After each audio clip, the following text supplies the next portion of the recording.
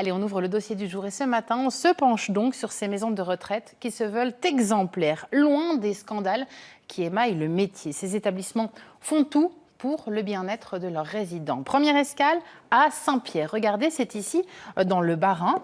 Là, une serre de 22 mètres carrés entièrement connectée a fait son apparition dans le parc de la maison de retraite des missions africaines.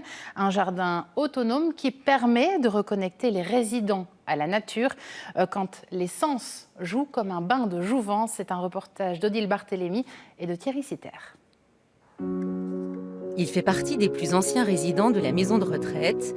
De sa chambre avec vue sur le parc, le père Funcho l'aperçoit, la toute nouvelle serre connectée. Depuis ici, on voit toutes ces herbes, et surtout les tomates. Là, j'étais étonné de voir ces plants de tomates qui sont d'une hauteur merveilleuse. Tomates, poivrons, concombres, une soixantaine de fruits et légumes poussent dans ce potager aux vertus thérapeutiques avec cet atelier sensoriel pour raviver la mémoire. Et ça, qu'est-ce que ça pourrait être? J'ai arraché beaucoup. C'est la menthe. La menthe. Oui. Souvent, c'est des souvenirs très très anciens de leur enfance, de leur travail, de leur propre jardin.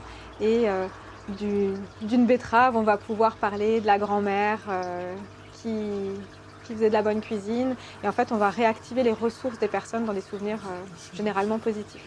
Moi, je viens ici pour me reposer,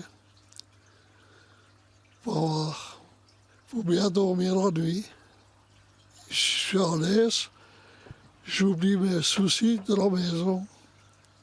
Là, tout le long de la colonne, sont des betteraves qui vont pousser, des betteraves rouges. Ah bon? Oui.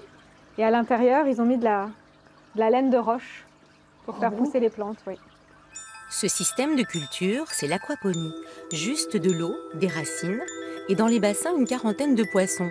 Leurs déjections servent d'engrais aux plantes.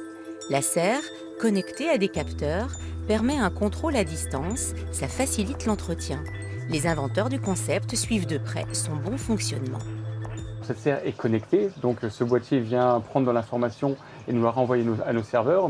Le pH de l'eau, par exemple, nous permet de savoir globalement comment ça se passe dans la serre, niveau performance. Et si par exemple le pH est un peu haut, on va donner des recommandations assez précises, comme par exemple rajouter un peu d'eau de pluie pour corriger le pH, avoir de bonnes performances, un bon compromis pour les poissons, les microbactéries et les végétales.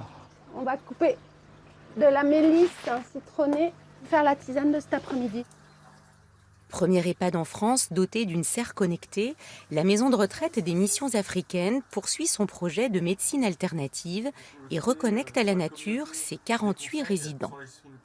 Nous avons en premier lieu déployé l'aromathérapie, ensuite nous avons également déployé la télémédecine et puis dans un grand projet de prise en soins non médicamenteuse, la serre répond parfaitement à l'orientation de l'innovation et du bien-être du résident. Les plantes se retrouvent aussi dans les assiettes. Pas un menu sans passer par la serre. Elle devrait produire 400 kg de fruits et légumes frais pour toute l'année. J'utilise des produits de la serre comme pour les entrées, si vous voulez. Parce qu'il y a des herbes aromatiques ou certaines herbes, vous rajoutez juste un petit peu dans certains plats, ça donne une autre dimension de goût, quoi. L'EHPAD 2.0 de Saint-Pierre compte inviter les jeunes handicapés de l'Institut d'EPFIC à profiter des bienfaits de la serre et pourquoi pas d'interconnecter les générations.